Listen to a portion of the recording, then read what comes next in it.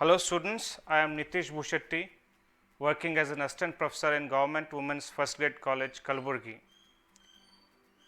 Today's video lecture is on the topic Functions of Literature, which is chapter number 2 of unit number 1, Preliminary Considerations from the prescribed textbook Cogitation for BA first semester students studying in colleges affiliated to Karnataka State Akkamadevi Women's University.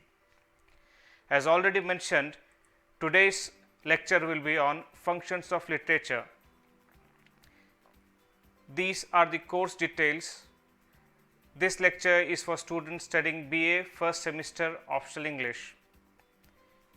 We will move on to our next slide, which is the function of literature. Function here refers to the prescribed use or benefits we assume to get from literature. The utilitarian view of society conveys that everything that exists in this world has a reason and a use. Now, when we talk of literature, do we ascribe any such uses on literature, or should literature have any function at all? In the modern age, we come across the maxim art for art's sake, which tells us that literature or arts or anything else exist for the sake of themselves. They are not there for any use, but they are there for higher functions. Society through the ages has given or identified many functions to literature. The functions of literature are diverse and sometimes contradictory in nature to each other. Now, let us look at some of the basic functions that have been identified with literature.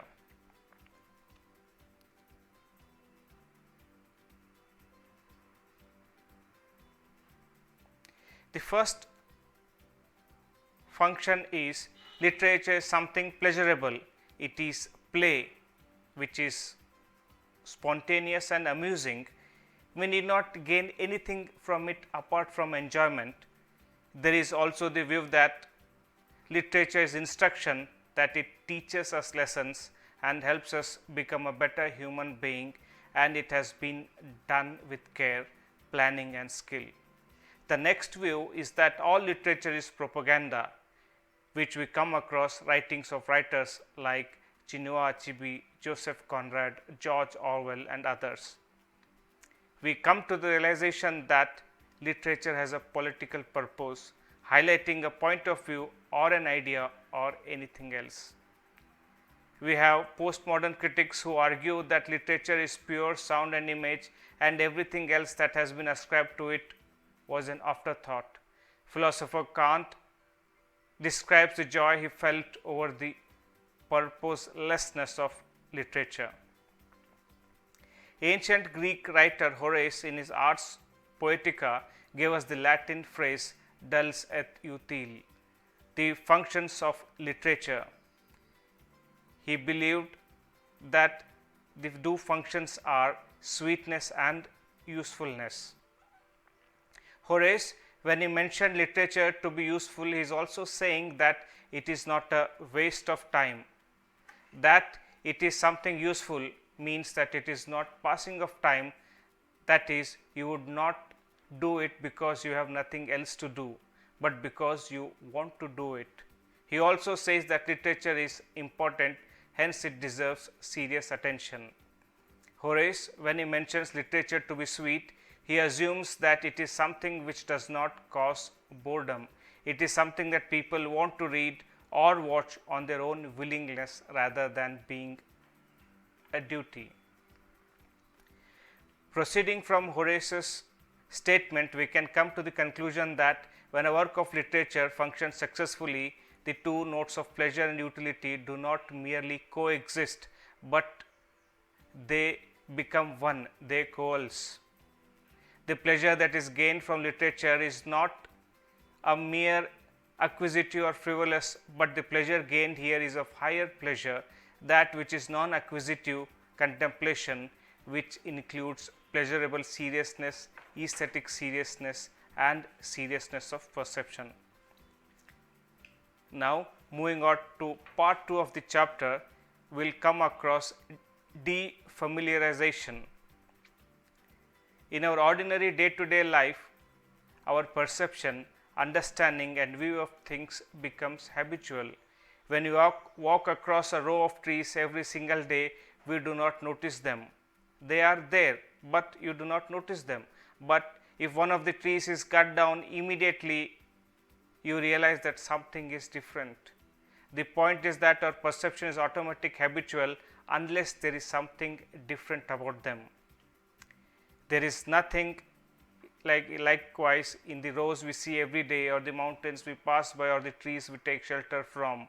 We don't register them in our memory.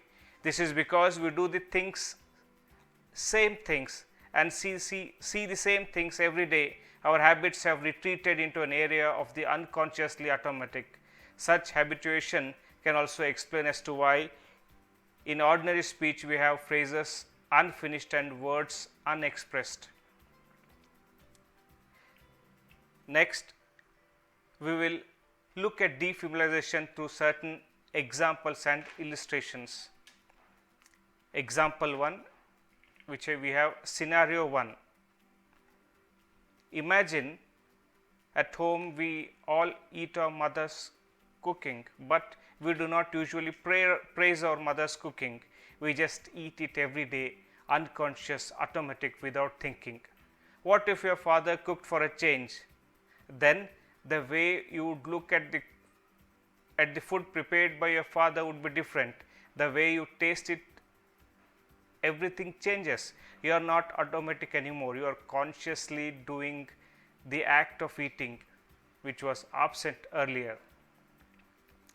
Now, if you take scenario 2, what would be your reaction when your foodie friend, who is very hard to impress, is smitten by your mother's cooking and declares it to be the best food he has ever tasted?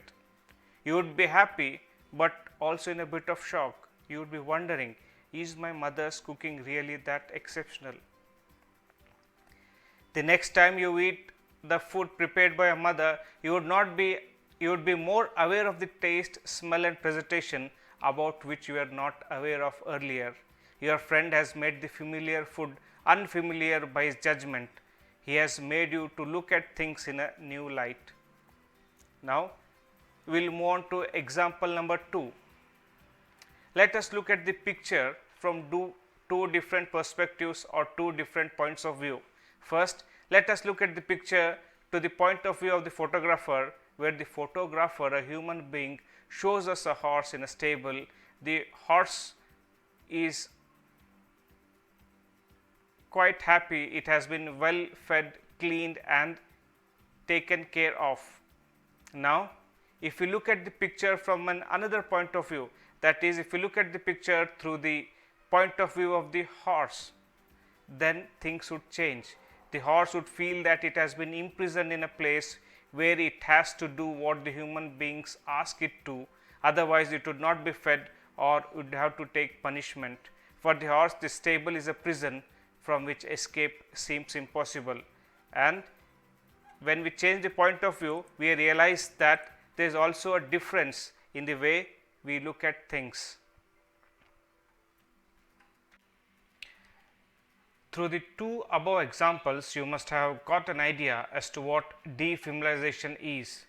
It is, to put it in simple words, the act of making familiar things strange, so that we begin to see the old things in a new light. The process of algebraization, the over automation of an object, permits the greatest economy of perceptive effort. We do not put effort into perceiving things or looking at things. We see things, but we do not dwell on them or look at them seriously, nor is the thing registered in our memory. This is due to the automation of the object. The habituation of seeing and doing the same thing and action every day destroys the inherent beauty or value that was present in them. Habituation devours works, clothes, furniture, everyday life and objects. Art exists that one may recover the sensation of life. It exists to make one feel things. The purpose of art is to impart the sensation of things as they are perceived and not as they are known. Art is a way of experiencing the artfulness of an object. The object is not important. Therefore, one of the most important functions of art or literature is to defamiliarize things so that we can see things in a new light. The technique of art is to make objects unfamiliar so as to increase the difficulty and length of perception. Art removes objects from automatism in several ways. For example, in the short story Kostomer by Leo Tolstoy, the narrator is a horse. The story is told through the horse's point of view rather than a human being's. This makes the content of the story seem unfamiliar because the horse point of view of things is very different from how we pursue life or objects to be. To take an example from the story, the horse is confused because it does not understand the notion of ownership. It says the words "my horse" referred to me, a living horse, and seemed as strange to me as the word "my land, my air, my water." The horse asks questions about the right of ownership. As to what right does man have to claim a horse to be his ownership or his property? And these are some of the issues that are being discussed in this story, and they make us question things. On account of making things unfamiliar, we begin to see things in a new light. Now, let us look at this example, an illustration from the short story Kostomer. Here we see the horse being dragged away from its herd, which is running away which are running in the background. The horse is unwilling and the man is unrelenting in his quest for domesticating it. The scene from the point of view of the horse will make things seem strange and urge us to question the treatment meted out to the animals by humans. And with this, we come to the end of the lecture number 1.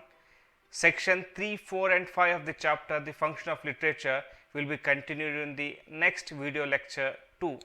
Thank you.